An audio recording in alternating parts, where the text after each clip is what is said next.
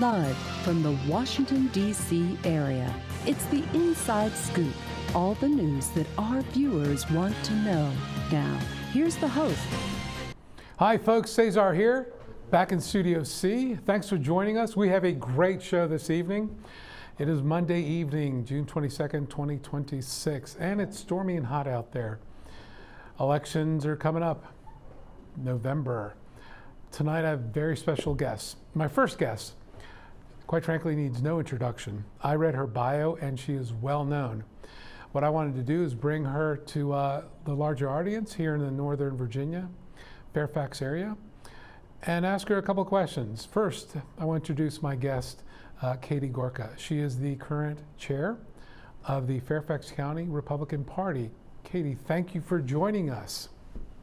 Cesar, thank you for having me. I'm really happy to be here. I got to tell you, I'm really happy to meet you and talk to you. When I was chair, I had a pretty good relationship with Jay McConnell, and I got to ask you, having done that role, what possessed you to want to run to be chair of that political party designee like that guy did? So, and do it twice. This is your second term, right? Yeah, honestly, it's actually one of the funnest things I've ever done. You know, I spent my whole life working on national security issues and kind of high-level national issues, and this was really my kind of first foray into local community things, and I loved it. I love the fact that I connect with people throughout the county that I wouldn't have met otherwise, so I actually think it's a really fun job. Well, good. Well, again, God bless you for doing it. Everyone who volunteers for these political roles, they are crucial in terms of the apparatus, and they are thankless. Again, from experience, I get it. So more power to you. We may disagree on a lot of topics, issues, and solutions, but we can all agree that people that volunteer and serve do so with a servant's heart. So let's get into some of the topics that are probably going to hit at the local level. And I kind of want to stay away from the national stuff because I don't know that that's like really a good place. I like to bring in kind of the local issues. I have 51 first cousins. We have a large family. Everyone has big family, different views. So how do we get through kind of like at the local level to address things like the cost of living, affordability? Your thoughts on that? Yeah, I think this is a really good question and a really important question. I think affordability in Fairfax County is one of the most important issues. It's expensive to live here. I mean, we've really priced a lot of people who we need to have in the economy. We've priced them out of housing, and this is a really big problem. You know, when you look back over the last 20 years and you look at the rates of inflation and you look at the rates of salary increases, those numbers are doubled by the rate of property tax, for example. And that's been a big contributor to how expensive it is. Also, the fact that our Board of Supervisors will not conduct an audit on the Fairfax County budget. You know, knowing that affordability is a major concern for Virginians writ large and for Fairfax County residents, why are they not working harder at reining in their own spending and trying to demonstrate that they are being really responsible with our tax dollars? And we can't close out this conversation without talking about the hated car tax. How is it that you buy a car and you pay tax on it, and then you have to pay tax every year for the privilege of owning that car? It's crazy to me. Katie, we found one place where I absolutely will back you up on. We have agreement. Having a thirst for nice vehicles, I can tell you it is pretty insane. To pay annually on something that I've already paid taxes on that is mine, that the Blue Book doesn't necessarily reflect what I think it's worth. Absolutely. And you're penalizing people that have a finer taste or finer choice of cars. So I get you. Whatever you want to propose, let's talk. I've got a solution as well. But, you know, this is just me. If you need the money, if you need the funds, I'd be okay paying a little bit more in a gas tax. I'm okay with that. At least it's spread across everyone, and you're not penalizing certain segments. I think it's unfair to penalize a certain segment in that sense. So We have agreement there. Why would you not also want your government? Do you not want to know that they are being as responsible as possible with your tax dollars? Don't you want to see them conduct an audit? Don't you want validation that they are spending your money as wisely as they can? No, absolutely. Absolutely. I'm a little surprised that isn't part of the normal process in terms of just the review. Being a corporate guy, by the way, I'm a H. Ross Perot corporate graduate. My first job out of school was with EDS. So I'm all about the business models. I'm all about refinement, best practices. So you won't get any pushback from me on that. You know, on that note, I just want to say, because you sound surprised that we're in agreement on something, I bet if we talked through a bunch of issues, we would find that we are really not that far apart on a lot of things. I think part of what is hurting us so much today is the way much of the news media, much of the social media has painted both sides, honestly, and in very extreme ways. I think when people sit down and actually talk together, I don't think we're that far apart. Amen. Like I said, that's why I use the analogy of my family, 51 first cousins. We have different views. And we may have disagreements and arguments over Thanksgiving dinner, but come Christmas and New Year's in the spirit, we're a family again. And I think that's why I wanted to keep this away from the national politics, because locally I think is where we can make the most impact. Certainly at the county level, and what you're talking about is the Board of Supervisor county levels.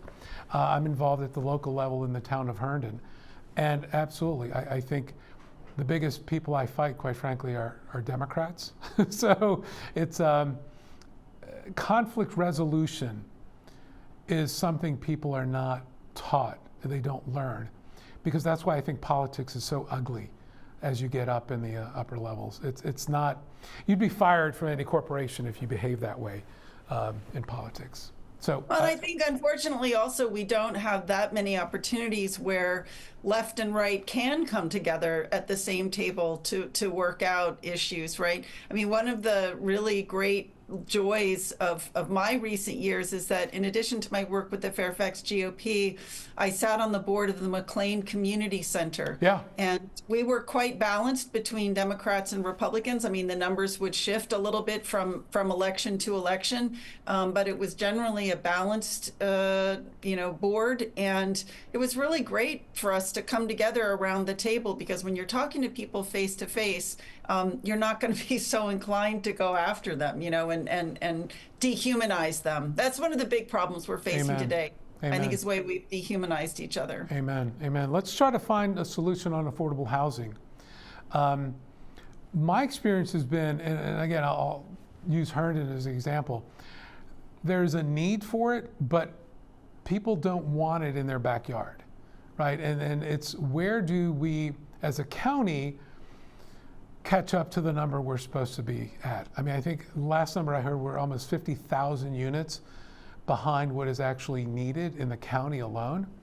What's the solution there? Where can we come to some agreement?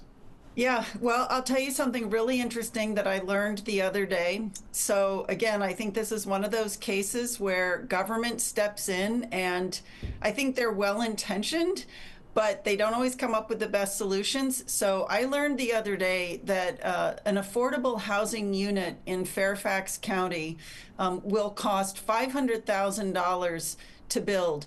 Whereas if that unit is just built on the market by a builder, the same unit will only cost $340,000. And part of the problem is you get county supervisors and others who sit around and say, well, with this affordable housing, they're going to need all these things. They're going to need, X amount of playground and green space per unit. They're going to need quartz countertops.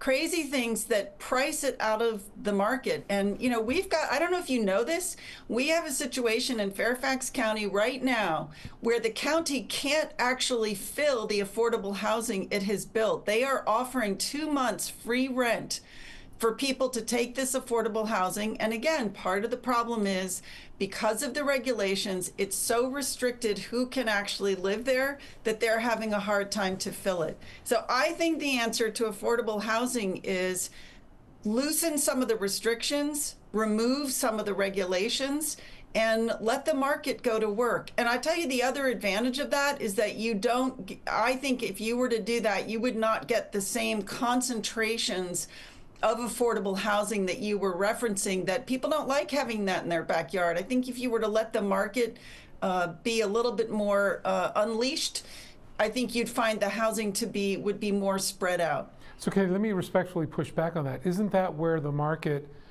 is today? And that's why we don't have affordable housing in certain areas. I can tell you, again, just speaking from my experience in Herndon, a 2-bedroom, 2-bath is probably like $2,400 a month.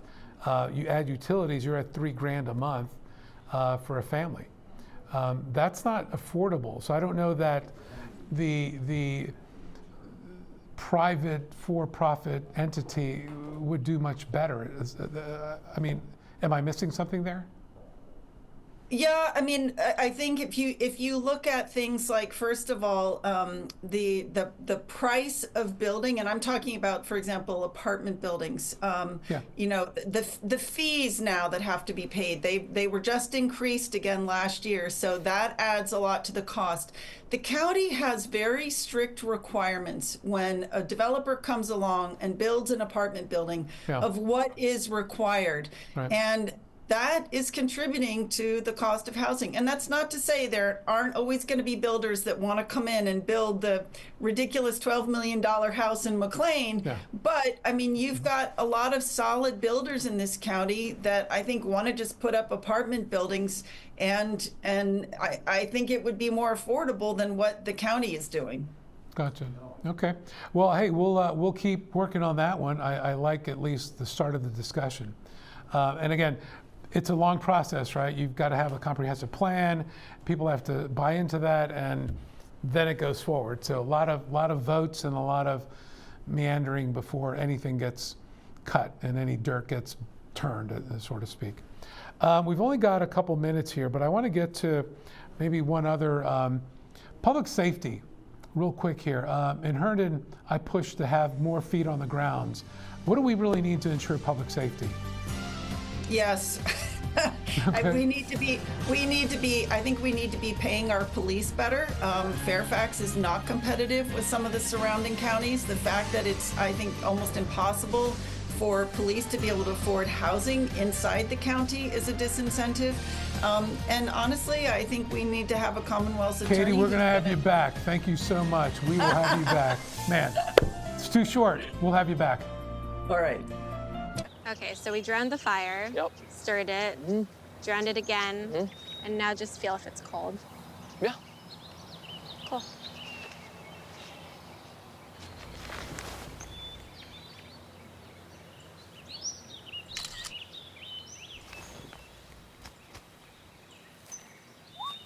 Smokey just gave me a bear hug. I know. I already posted it.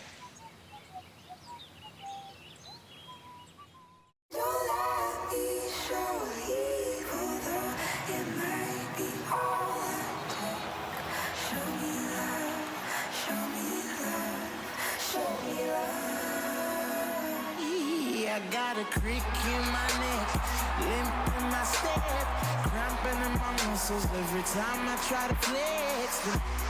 But I'm scared of. It's very sad that I can do this. Was remember you know I usually say no, but if you throw me love, I'll throw you some more.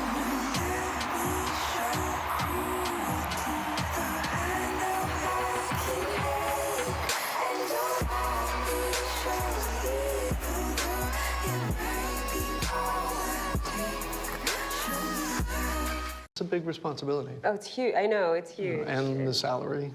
Oh my god, yes. I mean, Right? like, I was about to move in with my parents, and right before, so this saved me.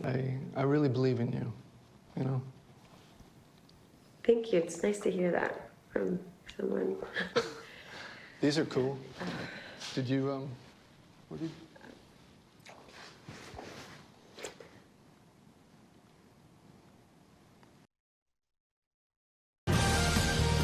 We're back to the Inside Scoop.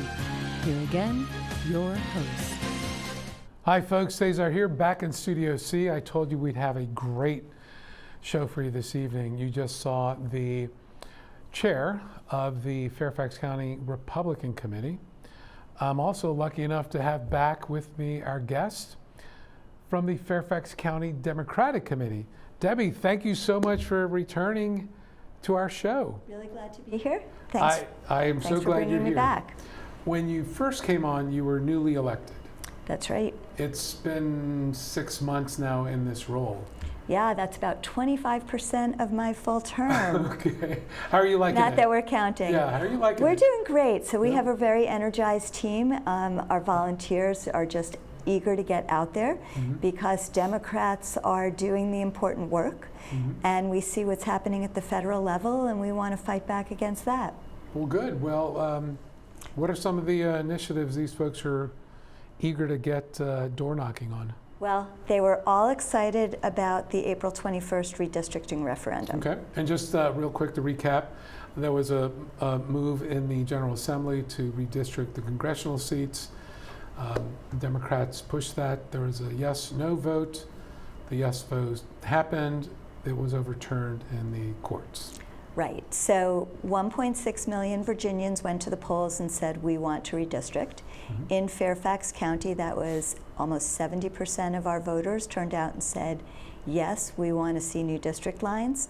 And so we feel that the Virginia Supreme Court is not the last word when the voters have their say. And so we are ready to get back in there. The day after that decision came down, we pivoted and said we are in Fairfax, but we're also going to be beyond Fairfax. So I'm looking forward to talking about we have a regional vice chair who's going to be working on that effort for us to help us partner with districts all around the state and support teams that are looking to get out and talk to voters. Not only that, but statewide, we have 3 constitutional amendments coming up on the ballot this year, and we're excited to talk with voters about those freedom amendments. So again, being a pretty liberal guy, why is marriage equality still an issue then? Right, so we thought that Oberfeld it is the law of the land, right? That's what the Supreme Court passed.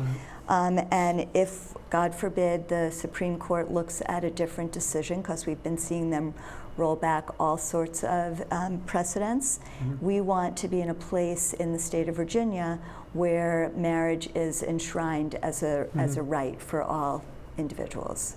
And so again, so folks understand the constitutional amendment would solidity that in the Commonwealth. Right, the current, so we have legislation on the books from before the U.S. Supreme Court decision that restricted marriage to between a man and a woman, and we do feel that gay couples should have the same rights as heterosexual couples, and this is just one of 3 freedom amendments that Democrats passed, along with a strong affordability agenda in Richmond. So we're excited to get to work, tell people what Democrats have been doing.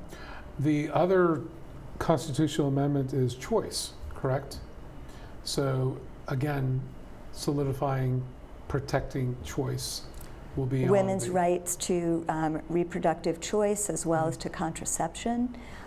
So it's amazing in this day and age that those are still challenges that women face. We are the last state in the South that still protects a woman's right to bodily autonomy, and this would enshrine that right into the Virginia Constitution.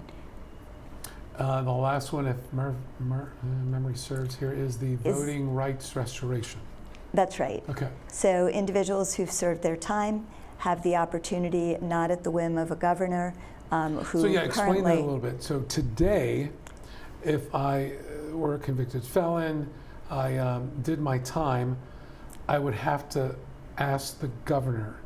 That is an individual one-by-one solicitation, one-by-one signature by a governor, choosing, and this is a relic of the Jim Crow era, and we want to see our Constitution reflect contemporary values. So once someone has paid their debt to society, they should be able to get their voting rights restored automatically. Right. And so these will be things that Virginia voters have an opportunity to decide, and we want to let Virginia voters know that this is on the ballot for them in November.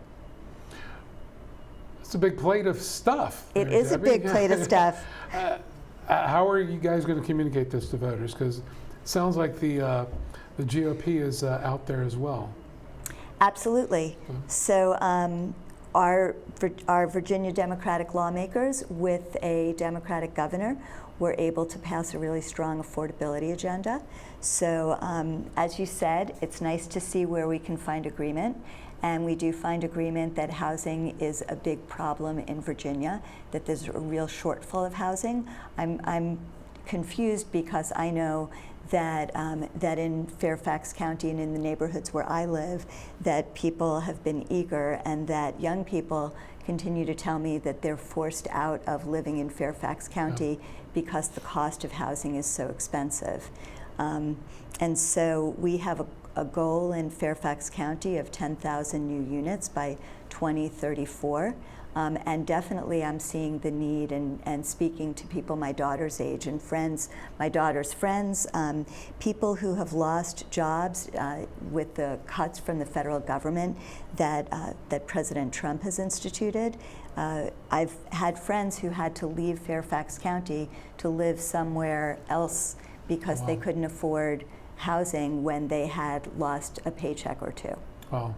And I think the one study we did in Herndon, I remember the respondents, I believe there's, I think the number was 480, let's just say 500 respondents to the survey.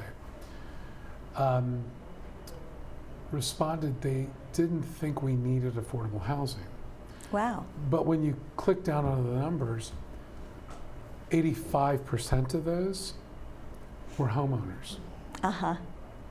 So the numbers were skewed in that, well, I have my home. No, we don't need anything that's affordable, because it still has this negative connotation to it. And having benefited from affordable housing, my family benefited from that. I think it's an investment in communities. So more power to whoever can push that. I know we've been trying to push it at the local level, but it meets a lot of resistance. So my supervisor, I live at the other end of the county in the Franconia area, and Supervisor Lusk has been pushing affordable housing, and we've successfully moved our government center in Franconia to a new location, and the location that is being freed up for workforce housing. So this is to help. At the same time, we have Innova has been expanding in our neighborhoods, so there will be a new clinic, a new hospital in the Walker Lane area, as well as one in the Landmark area. So we see healthcare investing in the area, and we want those nurses, and we want those techs, and we want those teachers and individuals working in the neighborhood to be able to afford living in the neighborhood. And so that area where there was a government center and it's government owned, will be able to keep the rents and the pricing down because that land is less expensive. Yeah, I mean, I think what we struggle with is people commuting an hour or two to their job one way. That's not a good quality of life for a lot of the workforce. I mean, right? Fairfax is still, listed as one of the top large counties in the country. We are consistently in the top for public education, livability, public safety, all these reasons that people like you and I choose to live here, right? But by the same token, we need to be paying attention to those for whom life is harder. Yeah, I mean, I agree. I think the working class have it tougher year over year, it seems, because there are fewer and fewer options and choices, either for housing or just, employment. Just pay doesn't go as far as it used to. So we're proud this year in the legislature. The minimum wage increase is something that I hope will be helping workers to have a more affordable lifestyle here. The Virginia General Assembly also passed legislation to expand affordable housing opportunities and give localities better options in terms of being able to incentivize the private sector for affordable housing and to be able to maintain units that currently exist. Also the keeping down drug prices, keeping down energy prices at the same time as building protections for workers. So these are some of the issues that we're proud to get a chance to talk with people at the doors about. Well, it sounds like there's a lot. What's the volunteer energy or quantities? Are you going to have enough folks to do this? It seems like a lot to communicate out to voters. And we do it every which way. So we have teams. We have seniors who don't want to go out to the doors. Yeah. They love their postcards. Okay. We've purchased little things like button makers that folks get very excited about their artwork or their craftivism. So each time, we've seen a lot of deceptive advertising this year, especially around that redistricting campaign. And we've, every time the other side has gone out and sent these kind of deceptive ads to voters, we get volunteers who are ringing our phones at the office and want to know how they can get involved. So our membership numbers continue to grow, and we've been able to, so on that special April 21st election, we were out at all the polls. I was visiting in each site, and we rarely saw Republicans out there, but our folks were fired up and want to come out and support the ticket. Well, that's good to hear. I didn't get a chance to put this to the previous guest, your counterpart. Political party approval ratings are pretty Still, yeah. What is driving that, and how do you turn that around? I think people are dismayed with the system, and they're looking to see change. And so I think that Democrats, so we've got young congressional candidates. We've got candidates who are coming up to challenge longtime Republicans all over the state. And I think Virginia voters are going to be receptive to hearing something that's not what Trump is doing in the White House. So all the things that we're passing at the state level that we can't get through at the federal level, people don't want to see a Trump enabler. So we have a president who's been cutting health care for people, who has been disregarding all of our court, the stays of justices, and we're ready for something different. I hear you. I just, I don't want to hear about the pool anymore. I am done with the pool. Debbie, you're going to hang around. We've got a couple more segments. We're going to bring on another guest. Yep. And folks, stick around. We've got a great show. Again, you heard from both chairs of both parties, so we've got more to talk about. Be right back. Nice going, Spencer! I can't believe we broke Old Man Hennessy's window. Correction, dude. You broke. I just threw the ball. This is really bad. What are we gonna do? We? Go to the door, ask for the ball back. Are you serious? It's my ball, Myrtleback. You're so dead. I'd run away. Yeah, to Uruguay. Kiss your life goodbye. Sorry. Let's go. Dad. See ya, dude. See ya. You remember me and your well. Nice one. Some friends you are.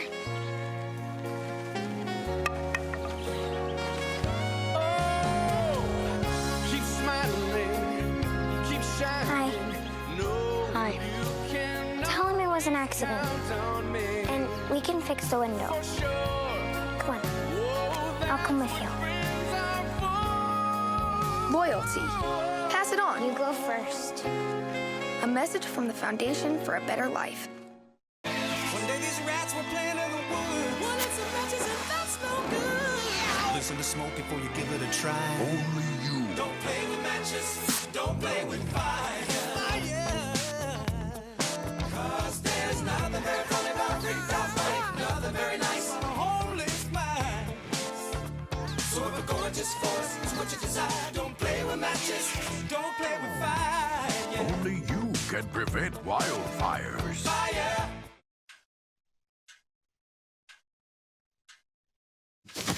Awkward. I'm the awkward silence. You try to avoid me, then there I am again. But an awkward silence can be a great thing. Like Kelly here is about to demonstrate. You haven't really been yourself lately. Are you okay? Find out how you can help a friend with their mental health at seizetheawkward.org. We're back to the Inside Scoop. Here again, your host. Hi folks, Cesar here, back in Studio C for our next segment. I told you we had a great show this evening. Quite frankly, it's Ladies' Night. Powerful women leaders in the county. We added an additional guest to our chair, Debbie, of the Fairfax County Democratic Committee. Fatimah Dandashi is the regional vice chair for the Fairfax County Democratic Committee. Fatimah, thank you so much for joining us. Thank you for having me. This is your first time on the show? It's my first time. Very happy to be here. Welcome. Thank you. So let's talk about the upcoming election and what you all are doing to try to mobilize and inform voters. Yeah, so Debbie led into this perfectly with our Beyond Fairfax initiative. So our goal this year, we have so many motivated and mobilized volunteers who worked really hard to get the April 21st referendum across the finish line that you spoke about earlier. And we were disappointed for a little bit following the Supreme Court of Virginia's decision to overturn that. But we turned that disappointment into additional energy and motivation to help flip congressional districts across the state. We are very excited by our candidates in districts across the state, Congressional District 1, 2, 5, and 6, that we think we have a really good shot to flip this year and win over at least 3 or 4 more Democratic districts in Virginia. So talk to us, inform us a little bit about what that effort was like, because Debbie threw up some pretty amazing numbers. There's a lot of voters that came out for that special yes vote, right? I mean, there was quite... how do you manage to get that many people to vote in an April election, right? I mean, that's... And if you did, what does that say about what's going to happen in November, right? Yeah, I mean, leading up to November. That's pretty Herculean in terms of like the level of effort. What sort of activities generated that kind of response? Yeah, it was quite an incredible turnout. If you look at comparing those numbers in 2026, the April referendum to last year, we got close to the same, close to the level of turnout that we had in November of 2025. That's what I mean. Isn't that crazy? Yeah. So there's a lot of either anger or like energy. You're hitting on something, right? It's both of those things. Yeah.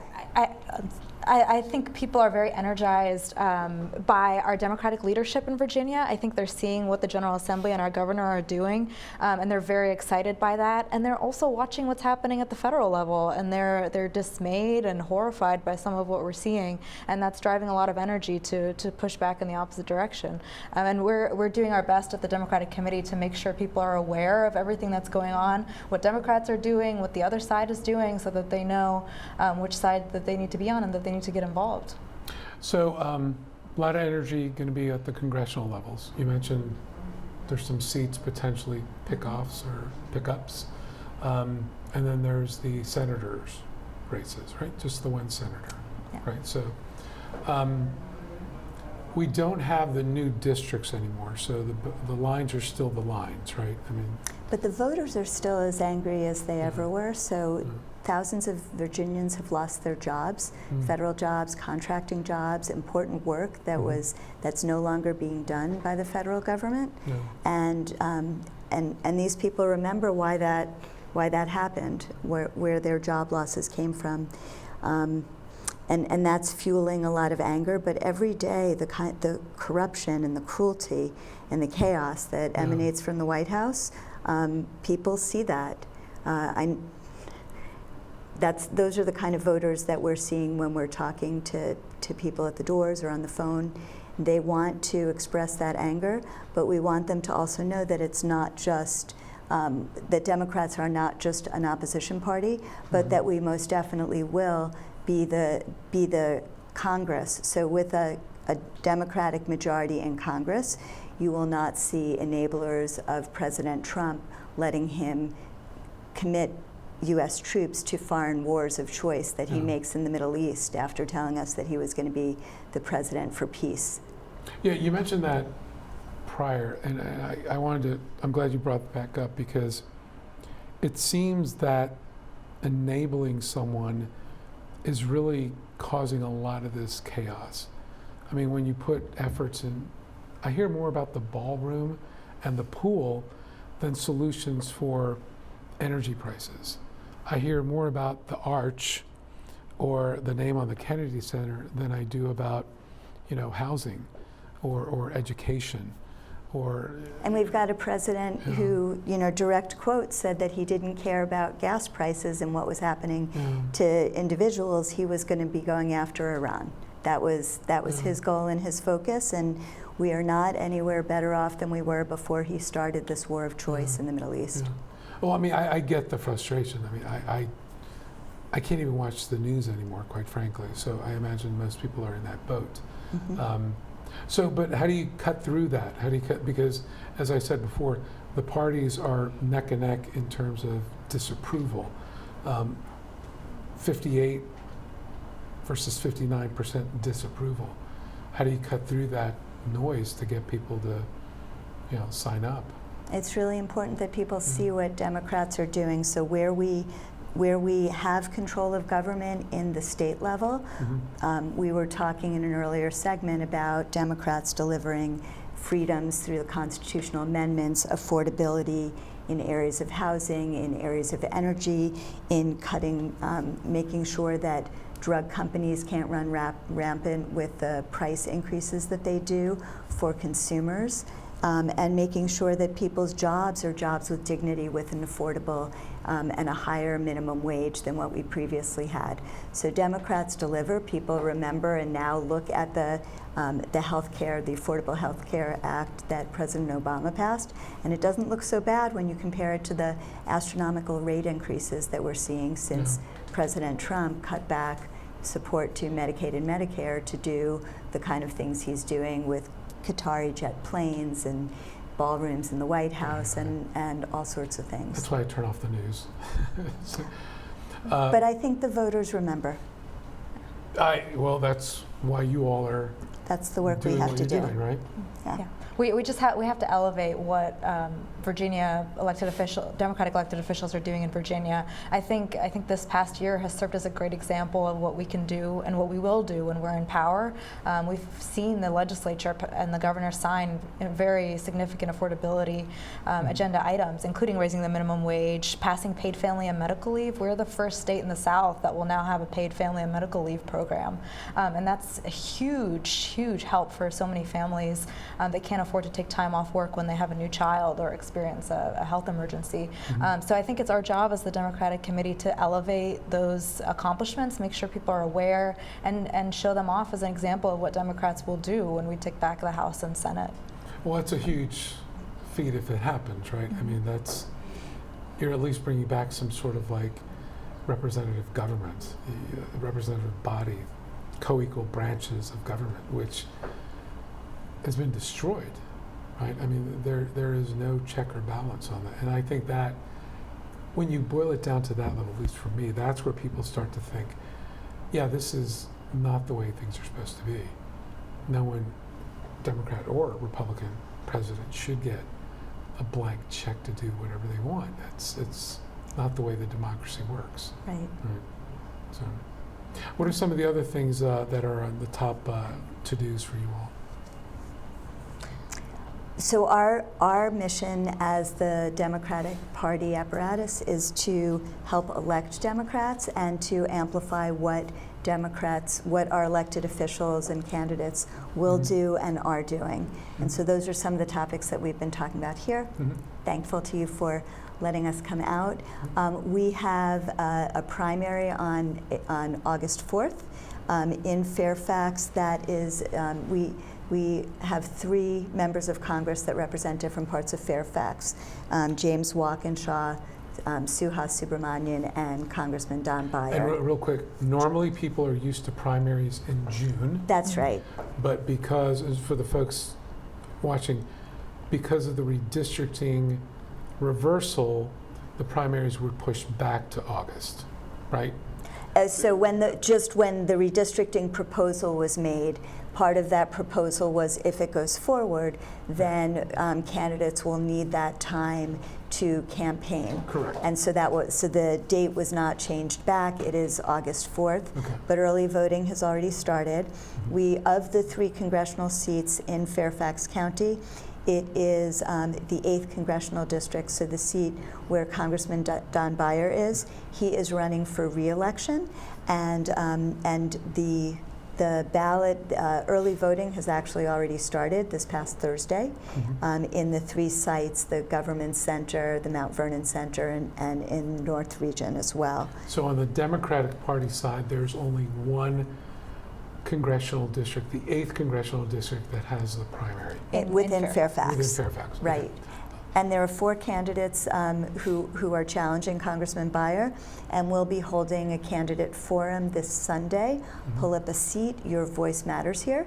We're going to be doing that at the new Franconia Government Center site, 3 to 5 p.m., open to any voter or Fairfax resident or any individual who's interested in, anyone who lives in the 8th Congressional District, and anyone who's just interested in hearing what the candidates have to say. And that's what the committee does, by the way. That's the work we do. And that's why it's key. I mentioned it before. What you do as volunteers is a thankless job, but it's so important to democracy. People don't get it. Without volunteers like yourselves, this stuff doesn't happen. Right? We're not here to set policy. We're here to amplify what our candidates and elected officials are doing and what the democratic values are, and to help get Democrats elected so that those values that we believe reflect what Fairfax residents care about, that we can make sure that we are enabling those good policies and stopping bad things from happening in the White House. Well, there's only a couple months till the midterms. When we come back, I want to talk a little bit more about some of the details on what to do, or what are the first priorities you think for a new Congress and Senate going forward that can bring in some of this, shall we say, unconventional, executive order driven sort of action. So I think that's what people are really trying to understand. What is it the Democratic Party working with the Republican Party, what can they come together and actually get passed through a president that kind of used to doing his own thing because he's always run companies as his own, and he kind of views the government as his own, and his a slush fund that he can pull draw upon for whatever purposes CEOs he has. think. That's how CEOs think, and people need to understand. And that's why I cut some people a break, because CEOs kind of want to dictate what gets done, but that's not how democracy works. So when we come back, we'll get into some of that, folks. I told you this is an amazing show. It's Ladies' Night, ladies in leadership roles. Come right back. Thanks. So, I just moved in with this family, and it's embarrassing. The little one, he likes to go outside and crawl around in the giant litter box. I don't know what he's doing. I mean, I was born and I knew how to use the litter box. Look at that! That's disgusting! Oh, poop already! You're making me nervous. Oh, okay, I can't look at this anymore. I really hope he grows out of this, for his sake. So how was work? It was 1,300 hours. My math class from 302 was in the trenches. Davy Roth had it the worst. Fractions were coming at him left and right. He just didn't get the damn things. 2 days ago, I tried to teach him what 1/4 of 1/2 was using different sizes of blocks. Yesterday, I tried again by dividing up pizza. Both missions failed. Oh, no. But today, I was ready. I created a combat math game where the only way to beat the enemy is to out-fraction them. Davy conquered every last denominator. My game was so successful, the principal is deploying it to math squadrons all over the school. Anywho, how was your day? Oh, today my boss treated the office to salad wraps. Salad wraps. I know. 150 over 90. 180 over 111. 160 over 110. I had a stroke. This is what high blood pressure looks like. You might not feel its symptoms, but the results from a stroke are far from invisible or silent. If you've come off your treatment plan, get back on it, or talk with your doctor to create an exercise, diet, and medication plan that works for you. Go to loweryourhbp.org. If I would have followed a treatment plan, I would not be in this situation. We're back to the Inside Scoop. Here again, your host. Hi folks, Cesar here, back in Studio C for our final segment on this special night. We had ladies, strong leaders, as our guests tonight. This host was very proud and humbled to invite into our studio to get to know them a little bit, get to know some of their views and some of the challenges that are facing us here in Fairfax County at the local level. So Debbie and Fatimah, thank you for sticking around to our final segment. Let me just kick it off with a wish list. If I could wave the magic wand and I see the Senate and House turning over, one of the things I would like to see, and I open it up to you all in terms of your wish list, I would really like to see the House and Senate take a position to end some of the aggression towards the immigrant minority communities. As a Latino, it's very, the fact that I gotta travel with a passport, right, just in case something happens, right?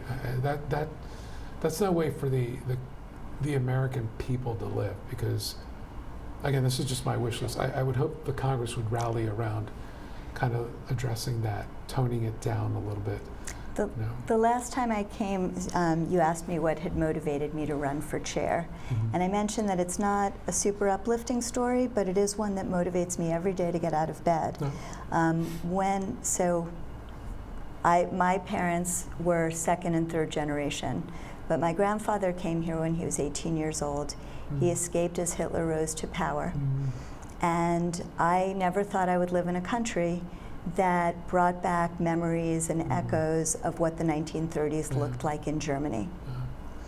And I am a military spouse, so I also worked for 10 years in the Department of Defense, and I'm proud of what our service members do overseas.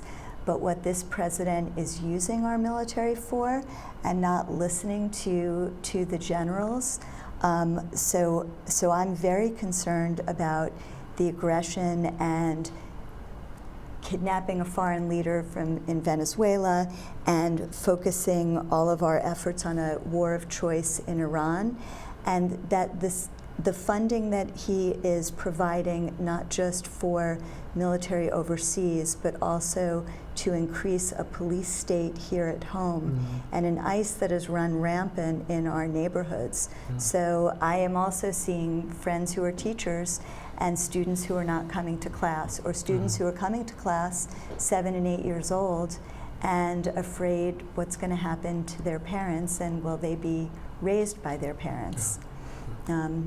So I see some of the same things that you're talking about, and just a complete attack on our democracy and our tenets of equal dignity under the law. Efforts to repeal freedoms like birthright citizenship. It's just astounding to me the directions that we're going backwards on, and the way we're trying to erase our history and the advances we made in voting rights.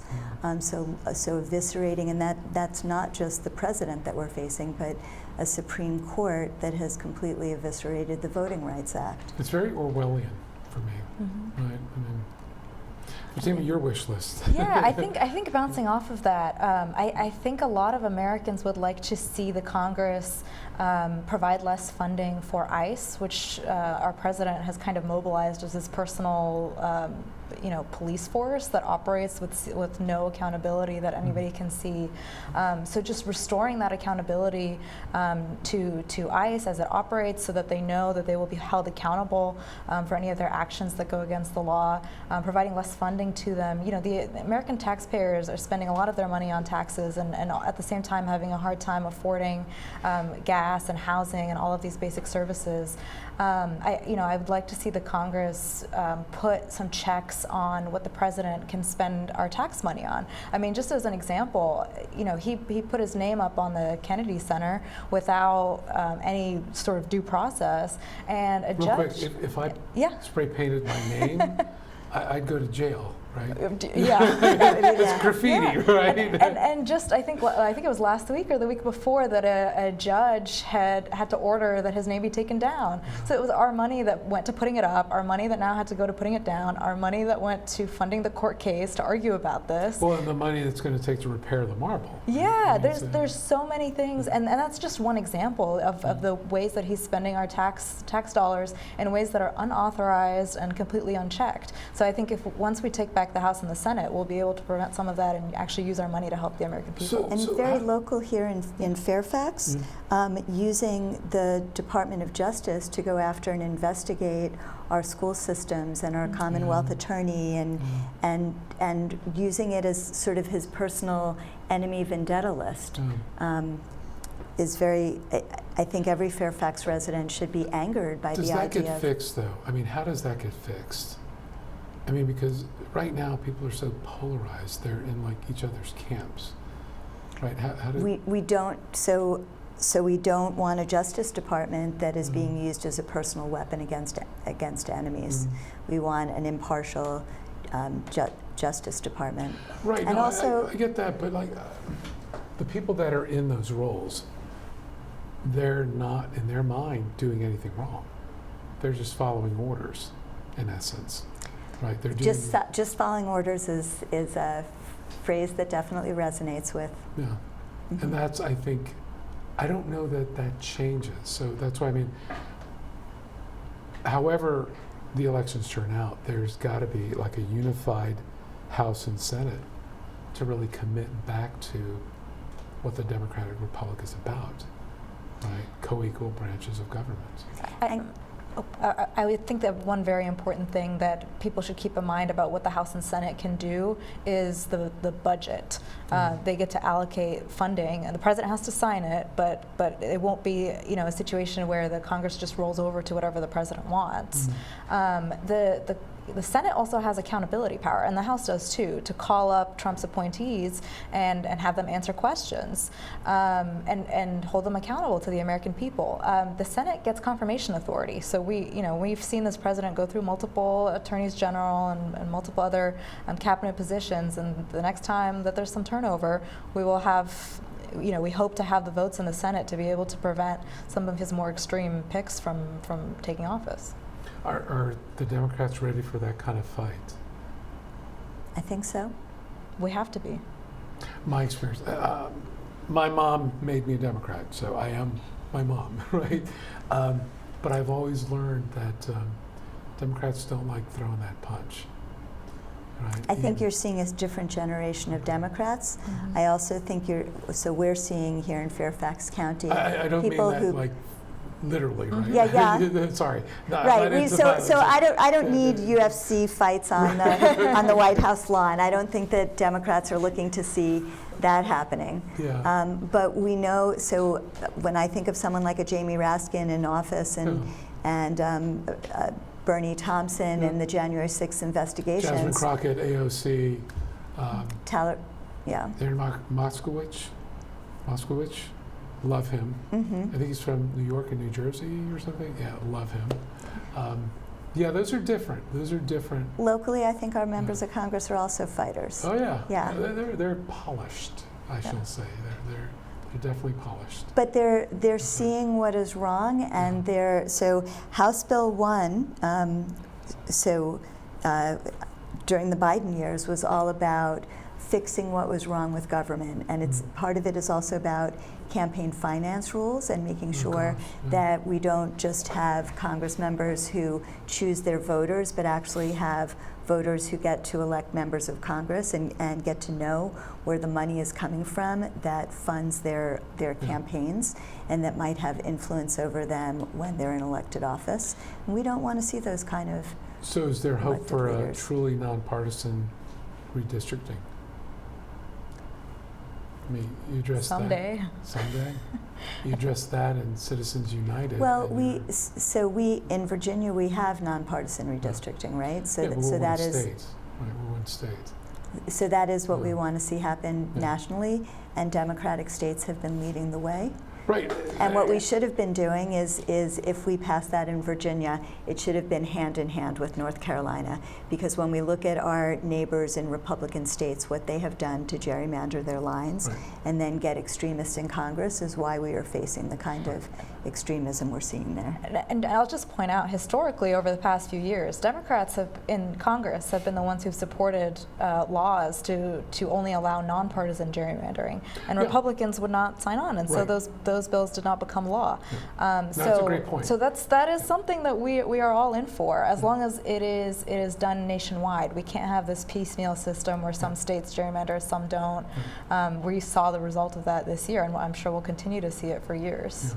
Well, I think that starts at the top, and that's what I mean. It's really going to take a commitment by Republicans. Certainly the Democrats are open to it, but the fact that you could not get that passed when the Republicans had control, that just speaks to the level of control that the president, the executive branch, still has over the Congress. 2028. 2028. So there is hope then.